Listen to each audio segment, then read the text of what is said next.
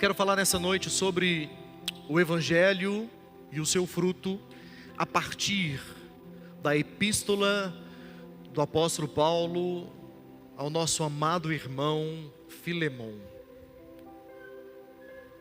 O Evangelho e o seu fruto na epístola de Filemon. Aberta a tua Bíblia, eu queria que você olhasse para mim e eu vou te contar essa história antes de lermos, para tentar tornar você contextualizado geograficamente e historicamente. Amém?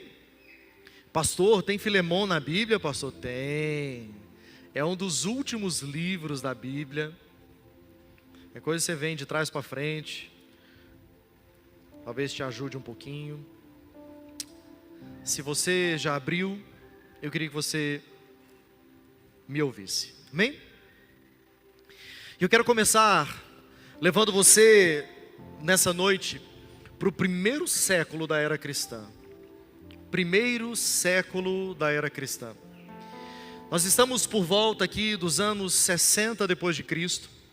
O Império Romano, ele domina o mundo conhecido até ali. E milhões de pessoas naquele cenário e dominados pelo Império Romano, eles vivem na condição de escravos.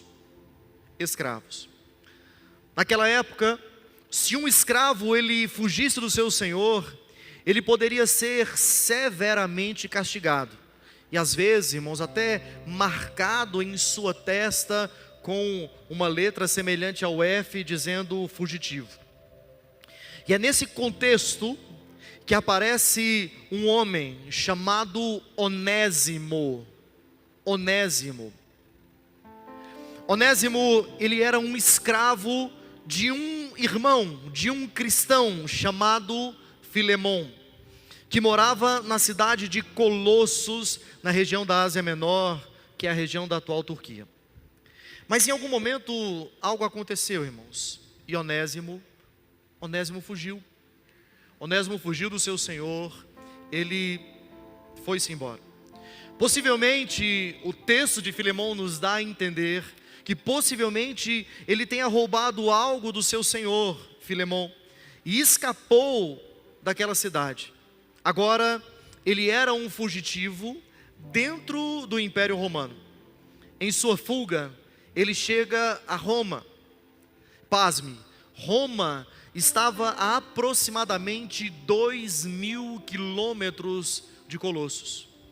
Há quem diga, e eu duvido muito, que a depender da rota ele poderia caminhar 1.500 quilômetros ou 2.000 quilômetros. 500 quilômetros é uma diferença muito grande para um tempo onde não havia carros nem aviões para se viajar. Pois bem,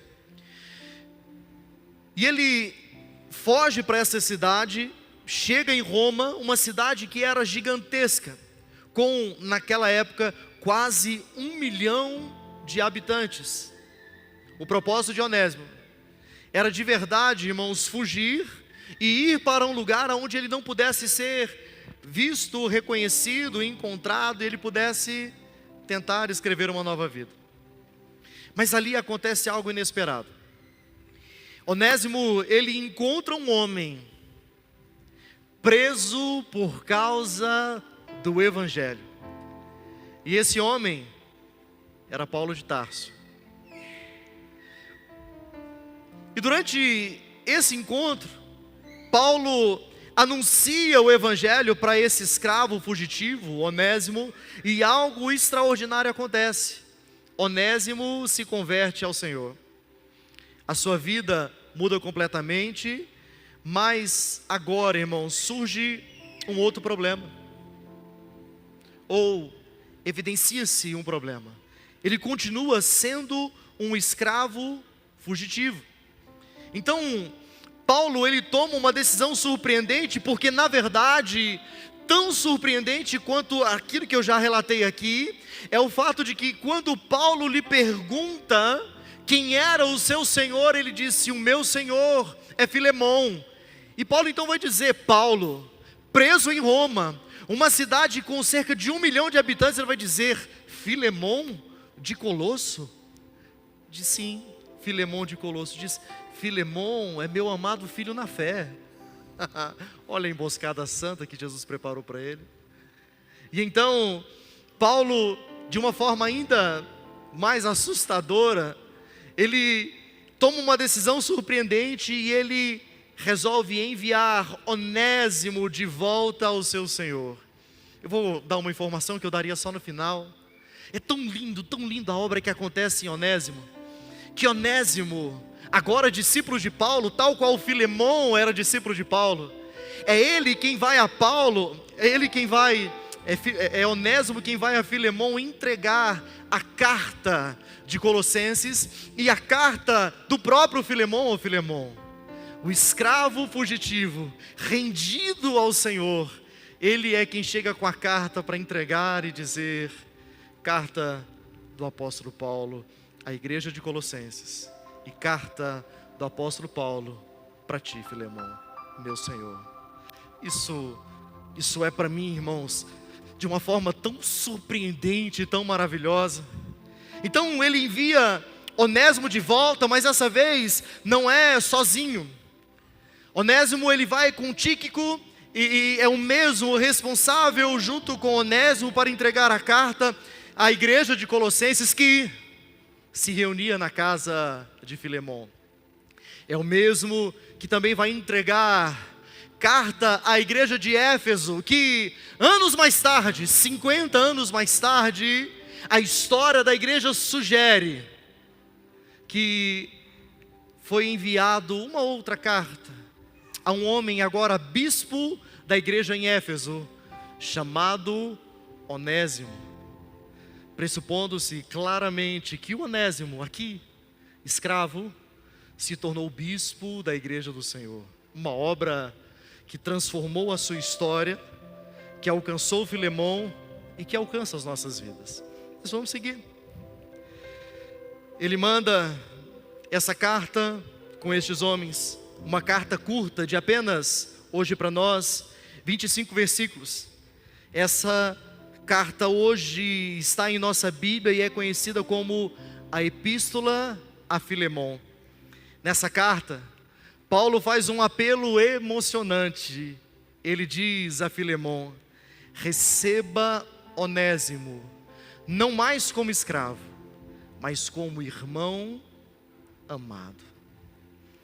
E é nessa pequena história de um escravo fugitivo, de um senhor ofendido e de um mediador, Paulo, que tipifica Cristo intercedendo, que nós encontramos um dos retratos mais profundos do Evangelho em toda a Bíblia. Filemon, nós temos apenas um capítulo e eu quero ler contigo a partir do versículo 4, que diz o seguinte. Estou lendo na NVI e a palavra do Senhor diz assim: sempre dou graças ao meu Deus, lembrando de você nas minhas orações, porque ouço falar da sua fé no Senhor Jesus e do seu amor por todos os santos. Olha aqui para mim, me deixa fazer um paralelo antes. Eu disse que Filemon, ele era o pastor da igreja de Colossenses. E aí a carta de Colossenses, esplendorosa a carta de Colossenses, ela está intimamente ligada à carta de Filemon, porque afinal de contas, quem recebe a carta de Filemon é Filemon, ele mesmo, o cooperador amado do Senhor. Por outro lado, quem recebe a carta da igreja de Colossenses é Filemon, agora não mais o irmão, mas o pastor e o responsável pela igreja. Contanto que, se eu olho, por exemplo, para Colossenses no capítulo 3, capítulo 1, verso 3 e verso 4, a expressão é a mesma dos versos 4 e 5 que lemos aqui. Filemon 1, 4 e 5 diz: sempre dou graças ao meu Deus, lembrando-me de vocês nas minhas orações, porque ouço falar da sua fé no Senhor Jesus e do seu amor para todos os santos. Enquanto Colossenses 1, 3 e 4 vai dizer: sempre agradecemos a Deus, o Pai do nosso Senhor Jesus Cristo, quando oramos por vocês, pois temos ouvido falar da fé que vocês têm em Cristo Jesus e do amor por todos os santos. Amém?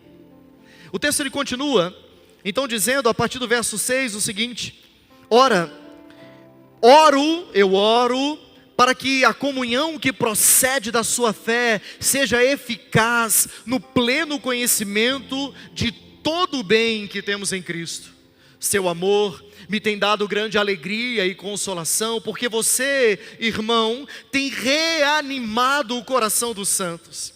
Por isso mesmo, tendo em Cristo plena liberdade para mandar que você cumpra o seu dever, prefiro fazer um apelo com base no amor. Eu, Paulo, já velho e agora também prisioneiro de Cristo Jesus, apelo em favor de meu filho Onésimo, que gerei enquanto estava preso. Ele antes era inútil para você, mas agora é útil, tanto para você quanto para mim. Mando-o de volta a você, como se fosse o meu próprio coração. Gostaria de mantê-lo comigo, para que me ajudasse em seu lugar, enquanto eu estou preso por causa do Evangelho. Mas não quis fazer nada sem a sua permissão, para que qualquer favor que você fizer seja espontâneo de você, seja espontâneo e não forçado. Talvez ele tenha sido separado de você por algum tempo, para que você o tivesse de volta para sempre, não mais como escravo, mas muito além de escravo, como irmão amado. Para mim, ele é um irmão muito amado, e ainda mais para você, tanto como pessoa, como quanto cristão. Assim, olha isso, assim, se você me considera companheiro na fé, recebe-o como se estivesse recebendo a mim. Se ele o prejudicou em algo ou deve alguma coisa a você, ponha na minha conta.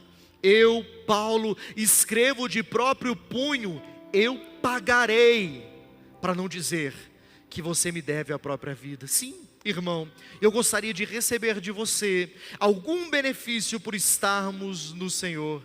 Reanime o meu coração em Cristo.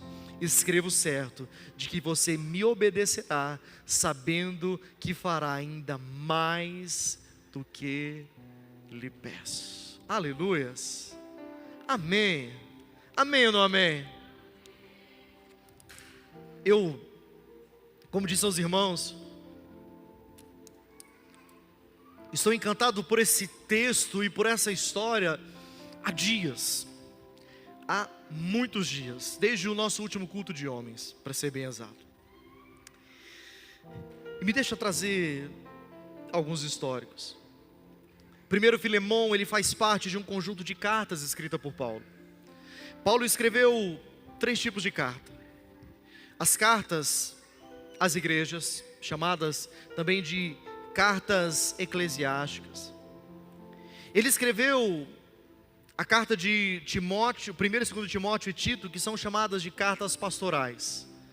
Mas só existe uma carta, que é uma carta pessoal. É a carta de Filemão. E a maioria das vezes que nós olhamos para Filemão, nós não conseguimos perceber a beleza que está descrita no livro de Filemão. A manifestação clara do Evangelho descrita no texto. Eu, enquanto rascunhava o que dizer a vocês, eu pensei o seguinte: se os melhores perfumes estão nos menores frascos, com a paixão que eu estou por Filemão esses dias, irmãos, eu ouso dizer que a maior manifestação, a fragrância mais preciosa, pelo menos para mim nesses dias, sobre a mensagem do Evangelho está nessa carta. A menor carta escrita pelo apóstolo Paulo. A menor carta. Filemão é uma carta pessoal, é um retrato prático da reconciliação, é um retrato vivo da graça de Cristo. É uma demonstração de que o Evangelho redefine a nossa identidade e redefine os nossos relacionamentos. A carta, como eu já citei, quando eu fiz a introdução, de forma a expor a história, a narrar a história, foi escrita entre os anos 60 e 62, aproximadamente, depois de Cristo. Escrita pelo apóstolo Paulo, e escrita para um discípulo precioso. E como eu já disse, aquele que era o cooperador, o responsável, ou o pastor da igreja de Colossenses. Os irmãos, nos últimos dias, desde o nosso retiro, ouviram várias mensagens, não por mim, mas pelos outros pregadores, principalmente da igreja, falando sobre Colossenses, ou a partir de Colossenses. É uma carta de uma beleza incrível, porque revela uma igreja incrível. Quando, no início da ação de graças do apóstolo Paulo para a carta de Colossenses e também para a carta a Filemon, o apóstolo Paulo ele vai enaltecer essa igreja e ele diz: olha, eu não me canso de dar graças pela fé manifestada por vocês. E como eu disse, a mesma expressão declarada para Filemon é a expressão declarada para a igreja, porque pastor e igreja representam uma só igreja. É o nosso coração manifestando o coração, na verdade, de Jesus nesse lugar. Mas continuemos.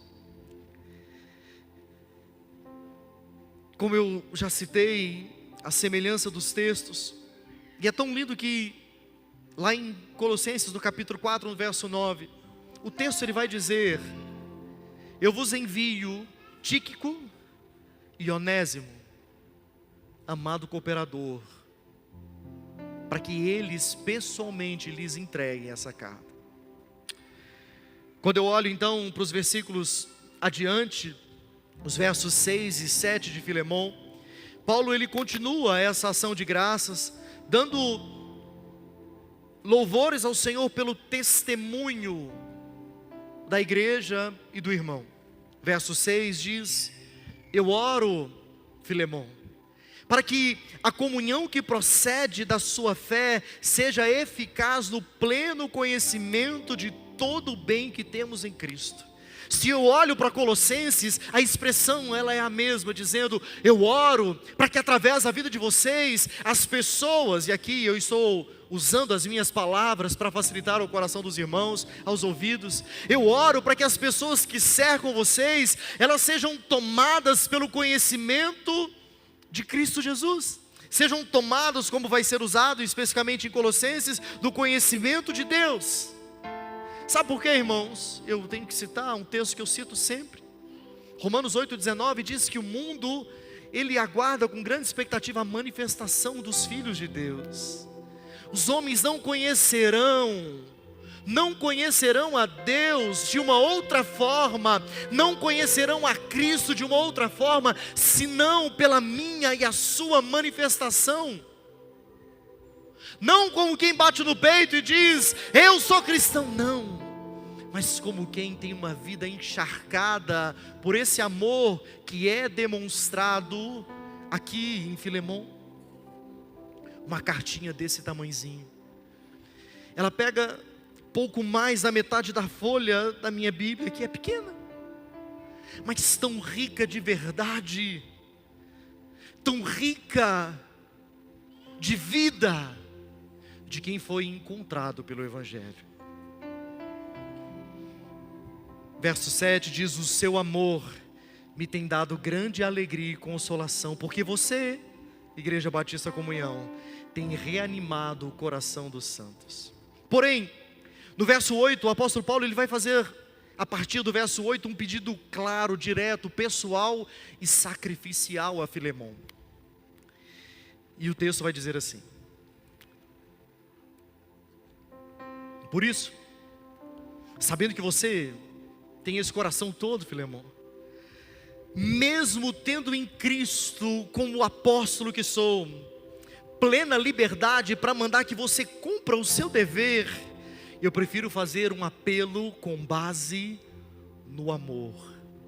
Ou seja, o seu papel, Filemão, como cristão é esse. O fruto, Filemão, de quem foi salvo é esse. Eu, seu apóstolo, o apóstolo dos gentios, eu estou lhe pedindo, mas não peço para que faça simplesmente, mas faço um apelo com base no amor. Esse é o amor que até aqui tem sido evidenciado, Filemão, tem sido evidenciado, Igreja Batista Comunhão, em sua vida. Esse amor que eu identifico na igreja de Colossenses, porque sim, você, Filemão, pastoreia a igreja do Senhor que se reúne na sua casa. Me parece até aqui ser o exemplo do amor que há entre vós. É você, Filemão. Paulo então, ele passa a interceder por Onésimo. E qual que é o problema aqui? Onésimo, o escravo fugitivo, qual é o problema? Esse. Ele era um escravo que havia fugido e pressupõe-se que ele tenha roubado. Então, se ele fugiu e roubou, o versículo 18 vai falar sobre isso. Paulo então, ele poderia ser cobrado por Roma, não bastasse a perseguição e então as cadeias que Paulo já vinha sofrendo, ele caminhava para a sua morte. Paulo, ele poderia ser cobrado por Roma dizendo: você está ocultando fugitivos escravos, você está indo contra as leis romanas. Mas Deus estava fazendo uma obra poderosa na vida de Onésimo, e faria uma obra ainda mais poderosa na vida de um santo homem de Deus chamado Filemão. E o apóstolo Paulo era o intercessor no meio disso tudo. Fato é que Onésimo fugiu cerca de 2.000 quilômetros para uma cidade de 1 milhão de habitantes, para tentar assim não ser encontrado, não ser reconhecido, mas em uma santa providência do céu, ele vai parar diante de Paulo, o apóstolo dos gentios, aquele que em suas viagens missionárias fundou igrejas, inclusive na casa de Filemão em Colossenses. É ali que Onésimo vai parar. E em meio a essa prisão, como você já ouviu eu dizer, Onésimo recebe não só a palavra, como recebe transformação na sua vida. No verso 10 de Filemão, vai dizer: eu, Paulo, apelo em favor de meu filho Onésimo, que gerei enquanto estava preso. Ele antes lhe era inútil, mas agora ele é útil tanto para você como para mim. Olha para mim. O nome Onésimo significa útil. O nome Onésimo significa útil. E ele está dizendo o seguinte: olha, este Onésimo, que deveria ser chamado de útil, para ti antes ele era inútil, mas hoje ele é útil para ti, é útil para mim. Como se Paulo estivesse dizendo que a verdade do Evangelho restaurou em Onésimo a sua identidade. E sobre restauração, é o que Paulo agora quer fazer com Onésimo: restaurá-lo a Filemão, mas não mais como escravo. Veja, verso 12, coloca por gentileza. Diz: mando-o de volta a você, como se fosse o meu próprio coração. Eu gostaria de mantê-lo comigo, para que me ajudasse em seu lugar, enquanto estou preso por causa do Evangelho, mas não quis fazer nada sem a sua permissão, para que qualquer favor que você fizer seja espontâneo e não forçado. Talvez ele tenha sido separado de você por algum tempo, para que você o tivesse de volta para sempre. Não mais como escravo, mas acima de escravo, como irmão amado. Para mim, ele é um irmão muito amado, e ainda mais para você, tanto como pessoa, quanto como cristão. Receba Onésimo como seu irmão. O pedido do apóstolo Paulo, irmãos, já teria sido grande o suficiente se ele pedisse a Filemão para abrir mão do seu direito como senhor daquele escravo chamado Onésimo. Paulo, no entanto, ele sobe o nível, e a conversa com Filemão não é sobre o direito que Filemão tem, mas sobre a resposta que o Evangelho provoca na vida de homens que foram feridos pela palavra do Evangelho. Recebe-o como seu irmão. Outras palavras, você poderia receber o seu escravo de volta, e você já demonstraria muito fruto, Filemão, se você recebesse a ele e não imputasse sobre ele a dor, os açoites. Afinal, Onésimo merecia, irmãos, pelas leis da época, ser açoitado, ser preso, ser levado a trabalhos forçados. Portanto, se Paulo pedisse apenas: receba o teu irmão, de novo, esquece o que ele fez, já teria sido muito. Mas Paulo sobe o nível. Paulo, no entanto, ele, como Cristo fez, e é o que a graça faz, ele sobe o nível dizendo para Filemão: recebe Onésimo, não como escravo, mas como irmão amado. Em outras palavras, não é sobre o seu direito. Muitos de nós, irmãos, morrem pelo nosso senso de justiça. Mas é meu direito, mas eu posso, mas eu estou correto. Não é sobre isso. Muitos morrem por querer manter vivo e latente os próprios direitos. A grande questão de Paulo para Filemão e de Paulo para mim e para você é: mostre o que o Evangelho provocou em você. Quando dizemos que amamos a Jesus, ou quando nós perguntamos para os irmãos: você ama Jesus? Não se trata de emoções, não se trata de um amor de coraçãozinho, mas de frutos de uma vida tocada pelo Evangelho. João capítulo 21 é um dos textos que me sacodem há muitos anos. E então Jesus, depois de ter sido negado pelo apóstolo Pedro 3 vezes, ele olha para Pedro e diz: Pedro, tu me amas? A pergunta é: você me ama?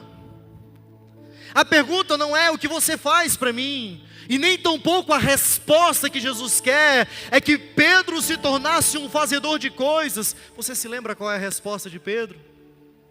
Pedro, tu me amas?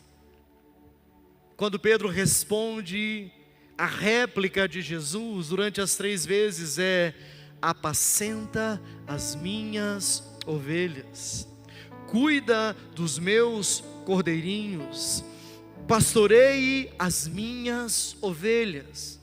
Ontem conversávamos, e uma coisa que precisa estar latente dentro de nós, igreja: a mensagem do Evangelho que nos alcançou, ela não é para se tornar em nós ou fazer de nós uma ilha. Pelo contrário, ela precisa ser uma fonte a jorrar para trazer vida por onde passar. E é sobre isso que o apóstolo Paulo está falando com Filemão. E é sobre isso que o apóstolo Paulo já havia ensinado a Onésimo. Sempre será sobre a obra que aconteceu em mim, e a obra que acontece a partir de mim. Filemão, eu louvo a Deus pelo testemunho que eu ouço de vocês, pela fé que há em vocês. Agora, Filemão, eu quero continuar vendo os frutos do Evangelho que te alcançou. Filemão, você foi transformado, assim como Onésimo foi transformado. No verso 15 de Filemão, capítulo único, diz, Paulo vira para ele e diz: talvez Onésimo tenha sido separado de você por algum tempo, para que você o tivesse de volta para sempre. Olha isso. Antes, Filemão, tudo que você tinha era um escravo, chamado de útil, mas eternamente inútil.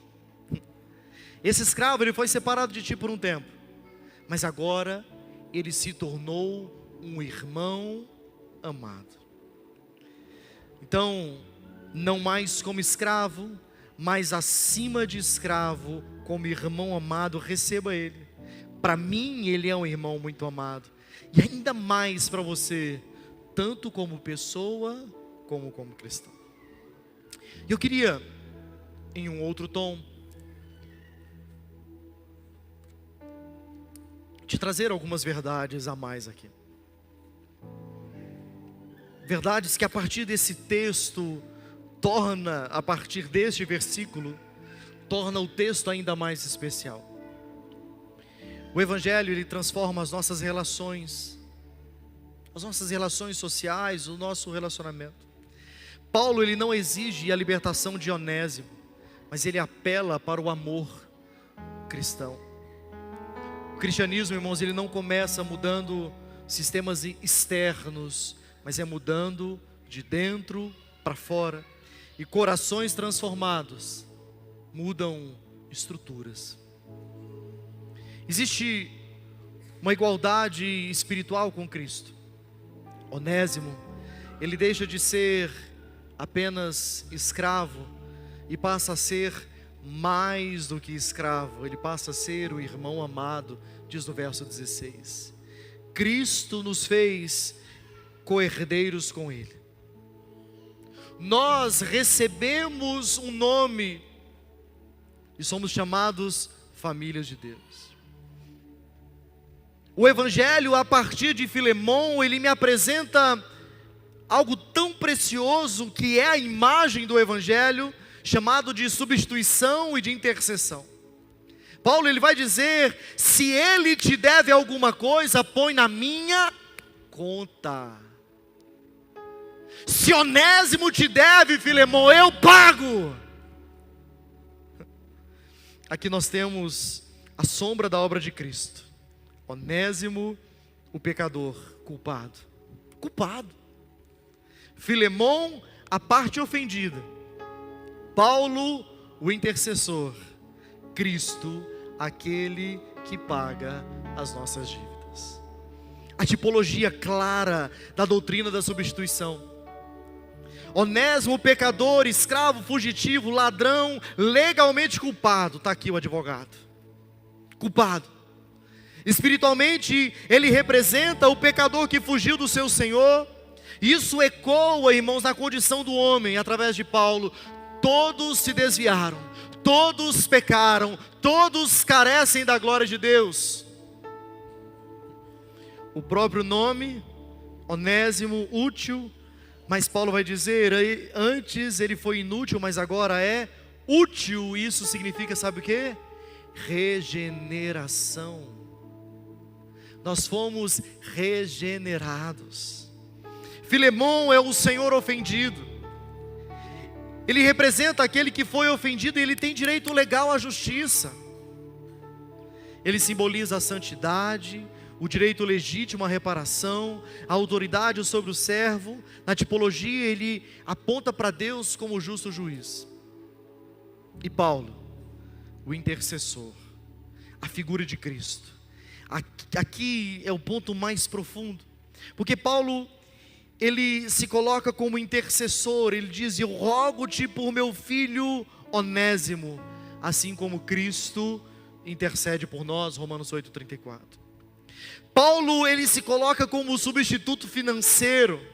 Se ele te deve alguma coisa, põe na minha conta. Isso é extraordinário, é linguagem de imputação. A dívida de Onésimo é acreditada a Paulo. Paulo assume a responsabilidade legal, e isso ecoa 2 Coríntios capítulo 5, verso 21. Cristo levou a nossa culpa, Ele assumiu o nosso lugar.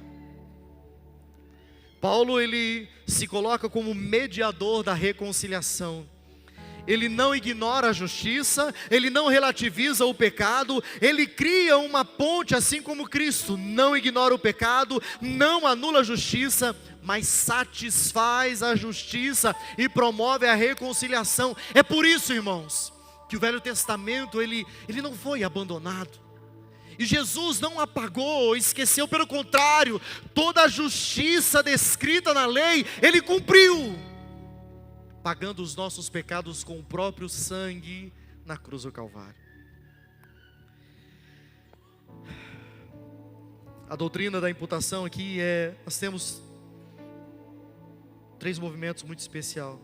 A culpa é real, a dívida precisa ser paga, e um substituto assume a responsabilidade. Esse é o coração da justificação pela fé. Onésimo, ele não volta baseado no mérito dele. Onésimo, ele volta baseado, irmãos, na justiça de outro, na obra executada por outro. Ele não volta por aquilo que fez, mas por aquilo que Paulo se colocou no lugar dele. Há uma transformação de identidade. Paulo está dizendo: recebe a Onésimo como se você recebesse a mim mesmo. Isso é muito forte. Não é apenas perdão, é substituição representativa. Assim como nós somos aceitos em Cristo, nós somos recebidos com base na justiça de Cristo. Ele assumiu o lugar que era contra eu e você. Onésimo passa a ser recebido, irmãos, não como escravo fugitivo. Ele passa a ser recebido como alguém representado por Paulo. Assim como eu e você não somos recebidos por Deus mais como pecadores, mas somos recebidos à imagem do próprio Cristo, que assumiu o meu e o seu lugar e pagou a minha e a sua dívida. Aqui a graça, ela custa e custa algo. A reconciliação tem um custo. Para Onésimo, humildade e retorno. Irmãos, imagina que lindo. Esse homem foi tão afetado pelo Evangelho, que ele faz o caminho de volta. 2.000 quilômetros ele faz o caminho de volta. E diz: Paulo, receba, Filemão, receba a carta escrita pelo nosso amado irmão apóstolo Paulo. Nela existem recomendações à igreja de Colossenses, mas há uma outra carta onde Paulo fala sobre mim. Onésimo, aqui ele vive a graça com custo, humildade e retorno. Paulo, ele se colocou como aquele que possivelmente, se assim fosse necessário, pagaria. E Filemão, a renúncia do direito de punir a Onésimo. A graça, ela é gratuita para nós, mas ela custou o sangue de Cristo. Aquilo que o Evangelho faz, irmãos, ele muda todas as estruturas. Ele faz uma revolução que não é política, mas é muito mais profunda. Ele nos muda de categoria. Não mais escravos, mas acima de escravos, irmãos. Não mais pecadores, mas agora redimidos pelo sangue do Cordeiro de Deus. O Evangelho, ele, como já disse, ele não começa derrubando estruturas externas, mas redefinindo a nossa identidade. E uma identidade redefinida muda tantas coisas. Em Filemão, o pecador, o fugitivo, o escravo vira irmão e deixa de ser fugitivo.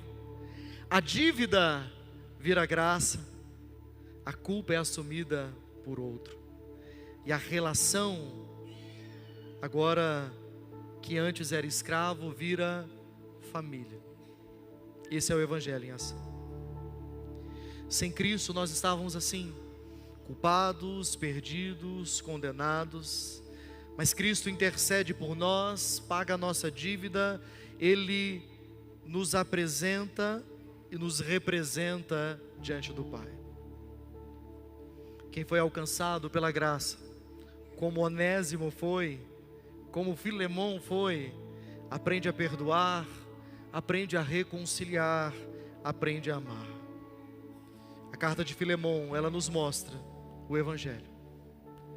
O pecador culpado, um mediador que paga a dívida, um Senhor que recebe o culpado agora como irmão. Essa é a história da salvação. Salmo 68, verso 6 diz que Deus faz com que o solitário habite em família. Eu queria citar de novo.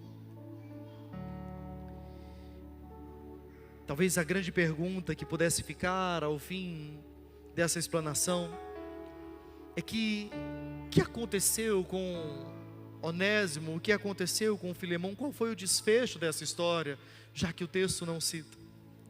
Mas eu achei maravilhoso e por isso quero citar de novo, que existe pelo menos duas razões para entendermos, obviamente, que Onésimo foi perdoado.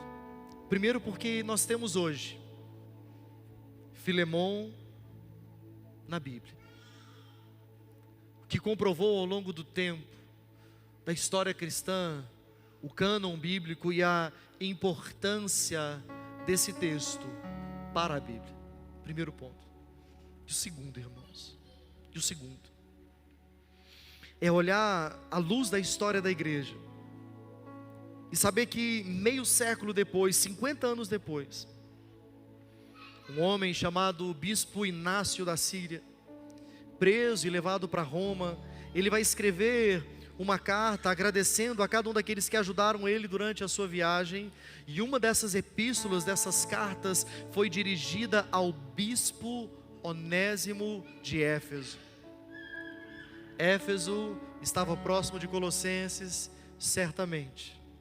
Filemão não apenas perdoou a Onésimo, como passou a tratá-lo, como o apóstolo Paulo disse, à luz do Evangelho, como seu amado irmão na fé.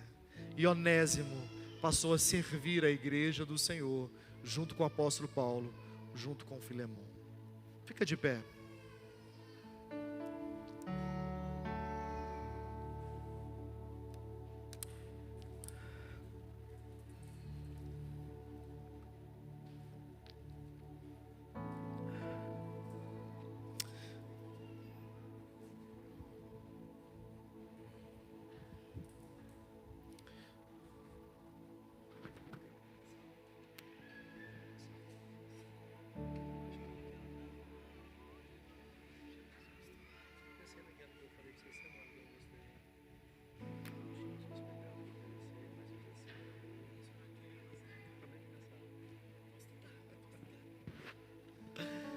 Vê se cabe, que eu só estou lembrando desse pedaço.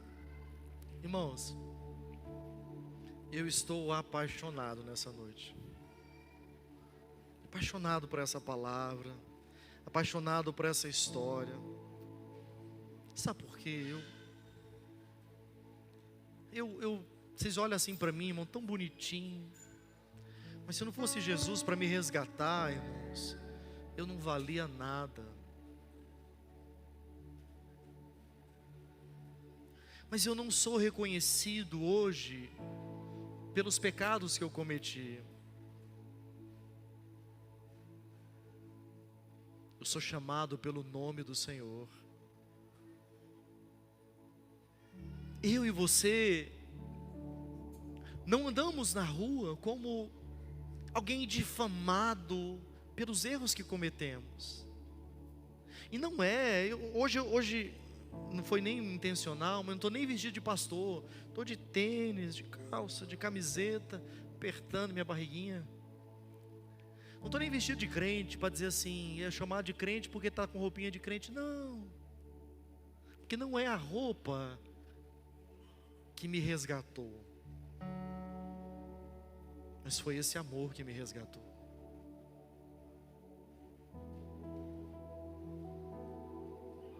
E esse amor nos resgatou, eu e você. Feche seus olhos, adore ao Senhor, sinta-se amado. Entenda que o que Paulo fez por Onésimo, Cristo fez por mim e por você.